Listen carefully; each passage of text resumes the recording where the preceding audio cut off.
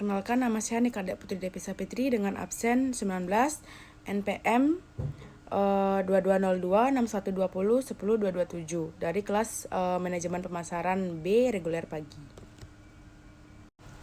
Di sini saya akan menjawab pertanyaan nomor 1A dengan soal jelaskan tahapan dalam model pengambilan keputusan konsumen. Proses pengambilan keputusan konsumen terdiri dari 5 tahapan utama. Yang pertama ada pengenalan masalah. Pada tahap pertama, konsumen menyadari adanya kebutuhan atau masalah yang perlu diatasi. Kebutuhan ini biasanya timbul karena perubahan dalam kehidupan sehari-hari, pengalaman buruk dengan suatu produk yang sudah ada, ataupun keinginan untuk meningkatkan kualitas hidup. Misalnya, seseorang konsumen yang merasa ponselnya sudah sangat lambat dan sering mati yang dikarenakan oleh daya tahan baterainya yang sangat lemah, akhirnya menyadari bahwa ia membutuhkan ponsel baru yang lebih cepat dan memiliki daya tahan baterai yang lebih baik. Yang kedua ada pencarian informasi. Setelah masalah atau kebutuhan dikenali, konsumen mulai mencari informasi untuk menemukan solusi. Mereka bisa mencari informasi melalui berbagai sumber seperti teman, keluarga, iklan, atau pengalaman langsung. Pencarian informasi ini bertujuan untuk mengenali produk yang tersedia di pasar dan mengetahui bagaimana produk tersebut dapat mengatasi kebutuhan atau masalah yang sedang mereka hadapi. Yang ketiga ada evaluasi alternatif. Pada tahapan ini, konsumen membandingkan berbagai pilihan yang ditemukan selama pencarian informasi. Mereka akan menilai berbagai alternatif selama pencarian informasi berdasarkan kriteria yang relevan seperti harga, kualitas, fitur, serta merek, dan juga ulasan dari pengguna lain yang lebih dahulu menggunakan dari produk tersebut. Konsumen sering kali mengevaluasi beberapa produk untuk mengetahui mana yang menawarkan nilai terbaik sesuai dengan kebutuhan serta anggaran yang mereka miliki. Misalnya, seorang konsumen yang ingin beli ponsel baru mungkin akan membandingkan beberapa ponsel berdasarkan kamera, daya tahan baterai, dan juga harga. Dan yang keempat ada keputusan pembelian. Pada tahapan ini, konsumen setelah mengevaluasi berbagai alternatif, mereka akan membuat keputusan pembelian, yang dimana pada tahap ini mereka memilih produk yang paling sesuai dengan kebutuhan serta preferensi mereka berdasarkan kriteria yang telah dievaluasi sebelumnya. Keputusan ini bisa berdasarkan kriteria yang telah dievaluasi sebelumnya berdasarkan adanya promosi atau diskon yang tersedia, pengalaman positif dengan merek tertentu atau rekomendasi dari teman serta keluarga. Dan tahapan yang kelima yaitu perilaku pasca pembelian. Setelah mereka melakukan pembelian, konsumen akan menilai kepuasan mereka terhadap produk yang telah dibeli.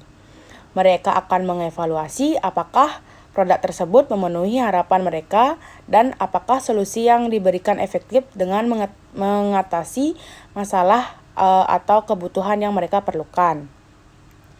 Pada tahap ini, kepuasan konsumen sangat penting karena mempengaruhi keputusan mereka di masa depan, seperti kemungkinan melakukan pembelian kembali.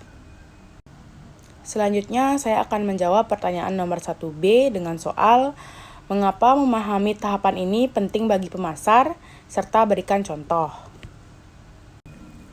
Tahapan pengambilan keputusan konsumen penting bagi pemasar dikarenakan setiap tahapan yang menawarkan peluang untuk mengetahui perilaku konsumen secara efektif. Dengan memahami bagaimana konsumen berpikir dan bertindak di setiap tahap, pemasar dapat merancang strategi yang sesuai untuk menarik perhatian, meningkatkan minat, serta mendorong minat konsumen untuk melakukan pembelian. Contoh strategi pemasar untuk setiap tahapan yaitu ada pengenalan masalah, yang dimana membangun brand awareness melalui iklan yang menyoroti masalah yang dapat dipecahkan produk.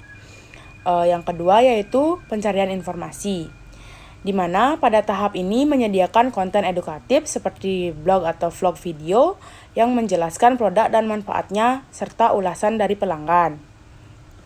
Yang ketiga ada evaluasi alternatif, di mana menggunakan perbandingan produk di situs web dan menawarkan testimoni untuk menunjukkan keunggulan yang dibandingkan.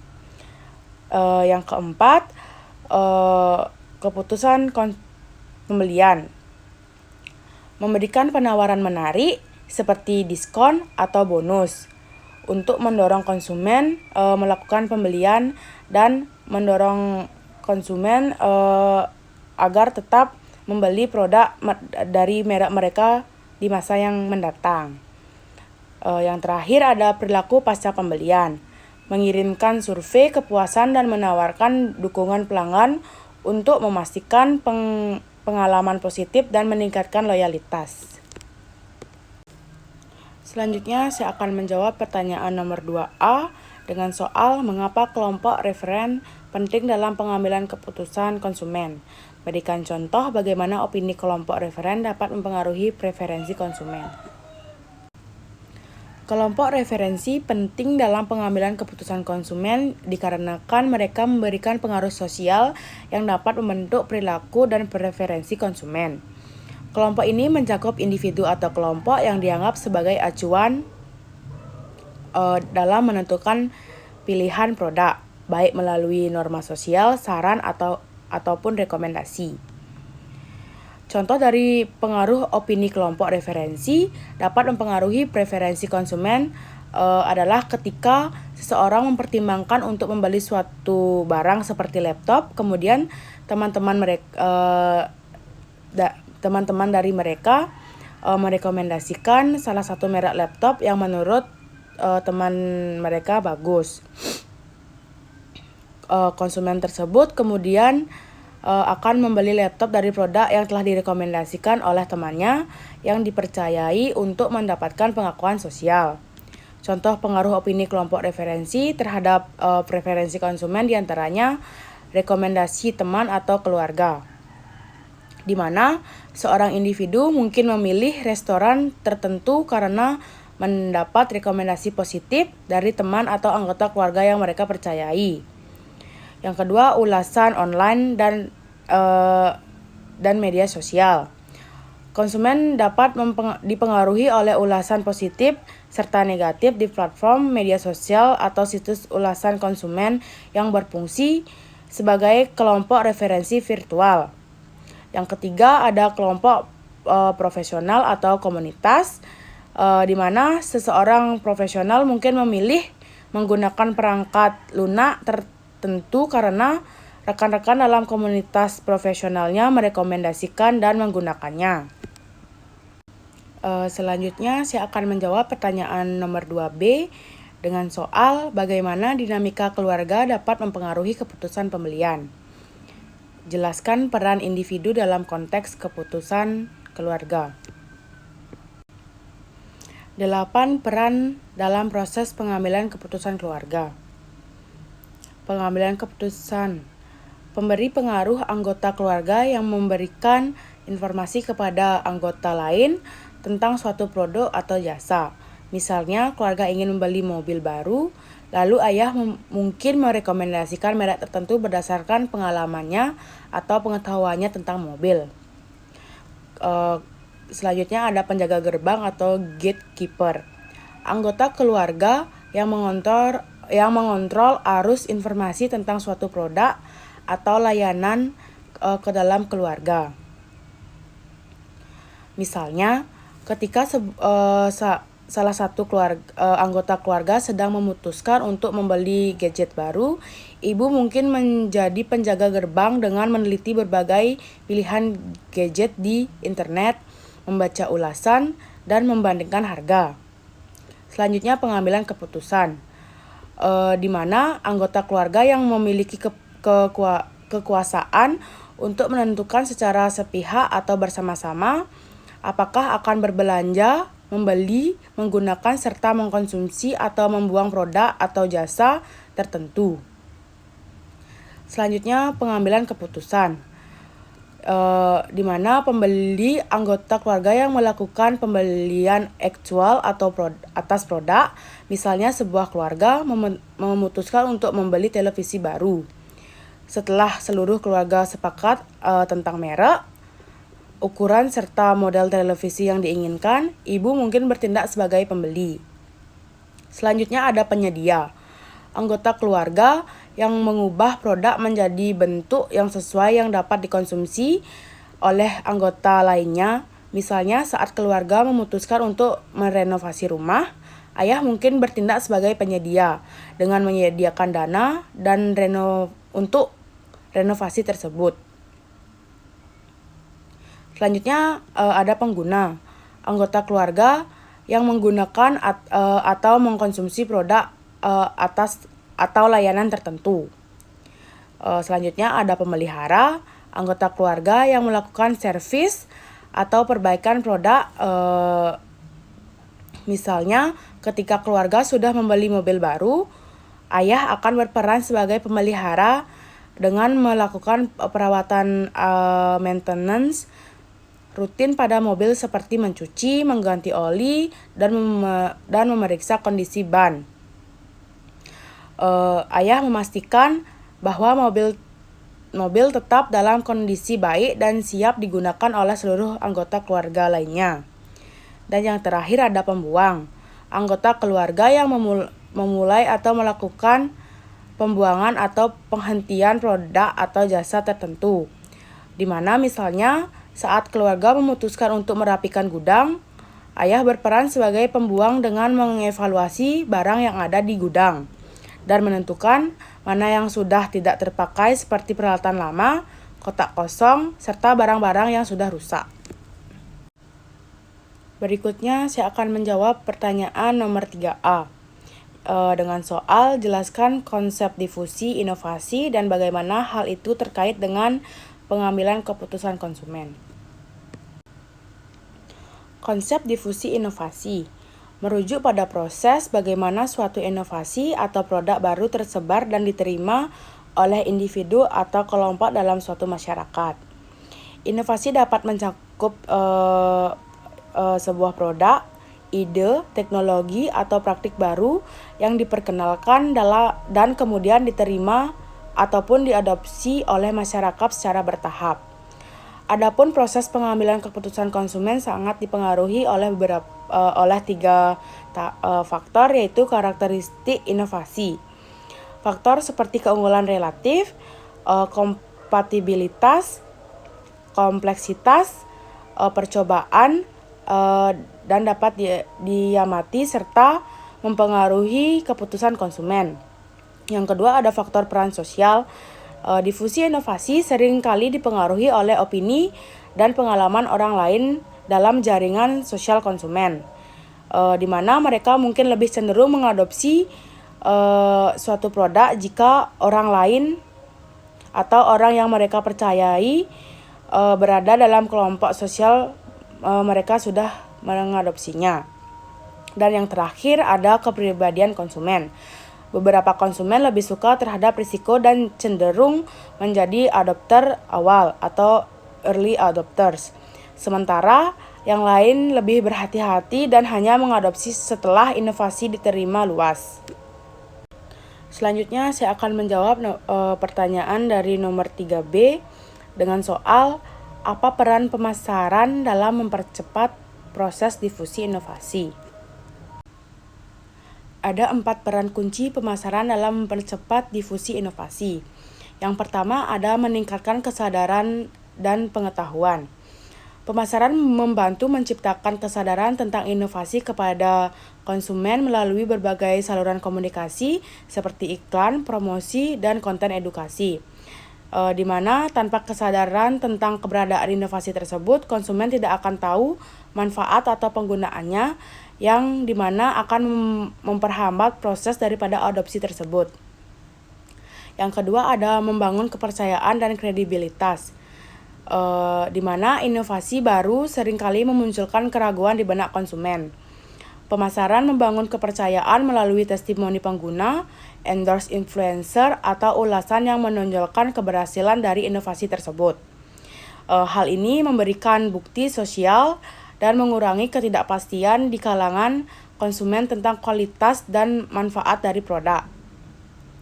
Yang ketiga ada memfasilitasi akses dan distribusi. Pemasaran membantu memastikan inovasi lebih mudah diakses oleh konsumen dengan mengoptimalkan saluran distribusi, baik melalui toko fisik, e-commerce, atau kemitraan dengan distributor. Dengan ini semakin mudah produk inovatif dijangkau, semakin cepat juga difusi terjadi. Dan yang terakhir ada mengurangi hambatan adopsi. Untuk mempercepat adopsi, pemasar sering menawarkan insentif seperti diskon, percakapan gratis, atau garansi yang menurunkan risiko percobaan. Di mana hal ini mendorong konsumen untuk lebih cepat mencoba inovasi yang mempercepat pula proses difusi. Berikutnya saya akan menjawab pertanyaan dari nomor 4A, di mana dengan soal jelaskan hubungan antara persepsi konsumen dan proses pembelajaran. Bagaimana penggunaan stimulus dapat mempengaruhi persepsi. Persepsi konsumen dan proses pembelajaran dalam pengambilan keputusan.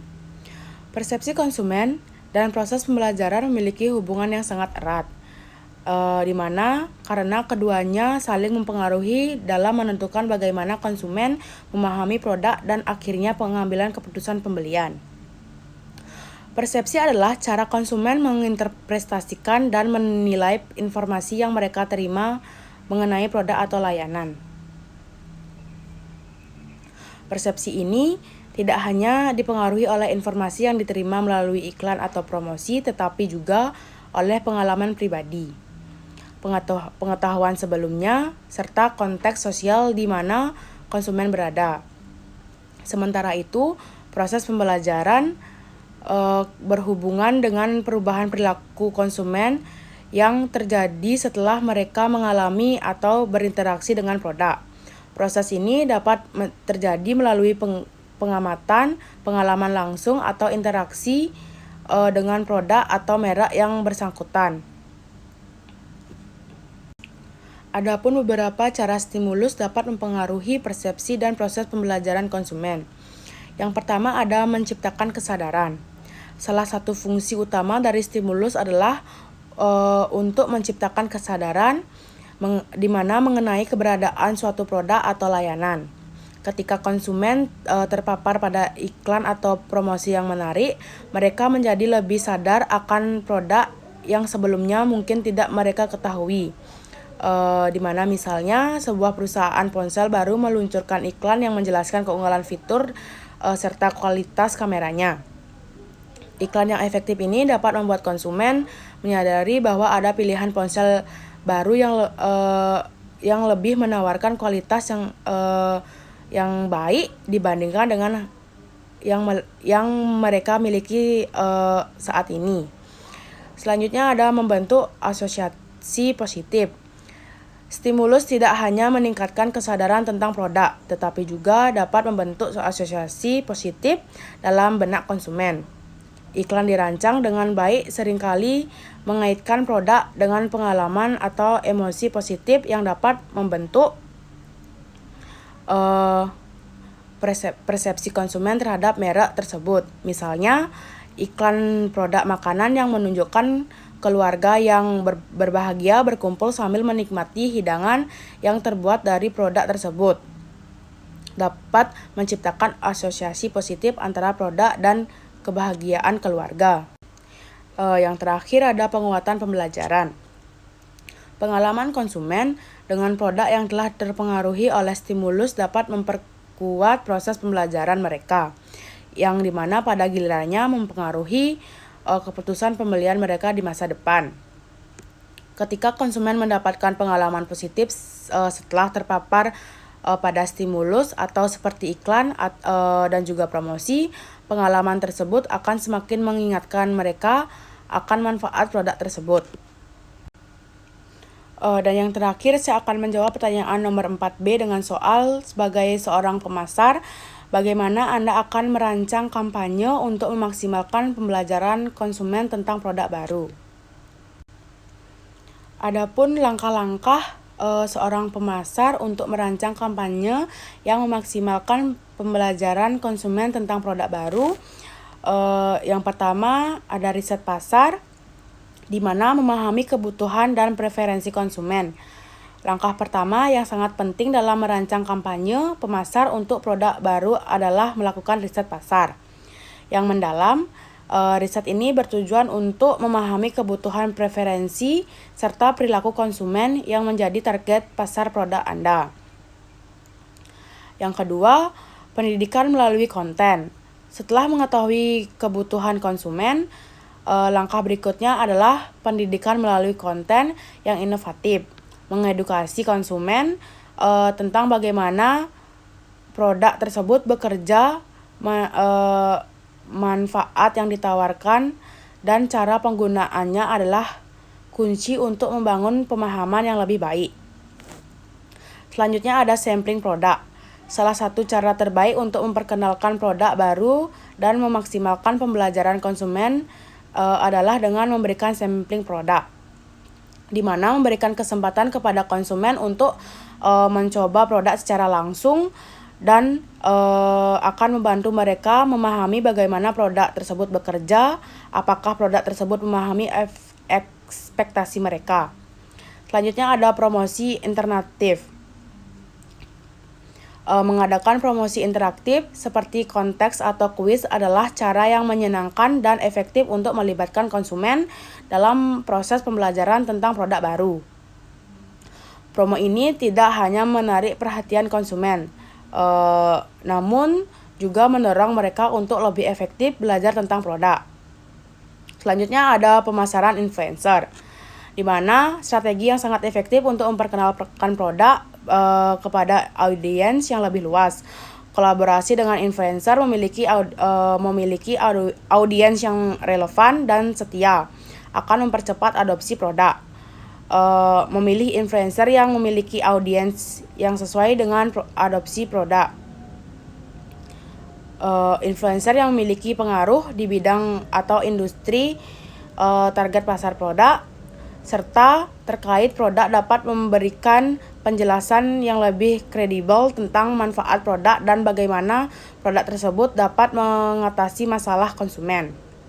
Dan yang terakhir ada ulasan dan testimoni, di mana merupakan elemen penting dalam membangun kepercayaan terhadap produk baru. Konsumen cenderung mempercayai pengalaman orang lain, terutama dari mereka yang memiliki masalah atau kebutuhan serupa. Oleh sebab itu, mendorong pelanggan awal untuk memberikan ulasan atau testimoni tentang produk dengan langkah penting. Sekian jawaban dari 4 pertanyaan yang diberikan. Sekiranya ada salah kata, saya mohon maaf. Saya ucapkan terima kasih.